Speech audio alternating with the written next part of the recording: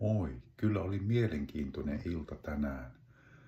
Hyvinkään päättäjille järjestettiin Hyvinkään Onnensillassa tutustumisilta. Onnensilta on tämmöinen kaikille avoin, maksuton kohtaamispaikka. Oikeastaan silta onneen, niin kuin se nimikin sanoo. Sehän toimii Hyvinkään villatehtaalla, ollut siellä noin vuoden ajan remontoiduissa tiloissa. Erittäin hyvää toimintaa ihmisten hyvinvoinnin eteen.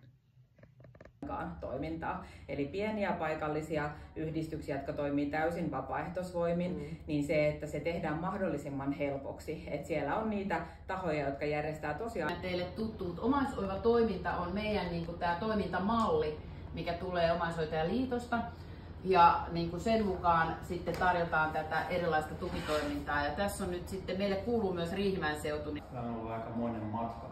Se mitä me tänä päivänä tehdään, ja oikeastaan tämä tämmöisen elämänkaariajatteluun vähän perustuukin tämä kuvio, niin me alakouluvaiheessa jo kohdataan nuoria. Vitoset on meidän nuori kohderyhmä näiden oppituntien merkeissä.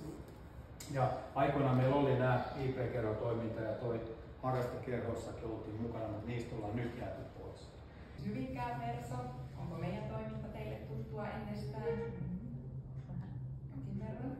Meillä on teille video näyttää heti. Saatte siitä toiminta-ajatuksesta kiinni ja meillä on kävijä ja vapaaehtoinen kertomassa omaa kokemusta tässä.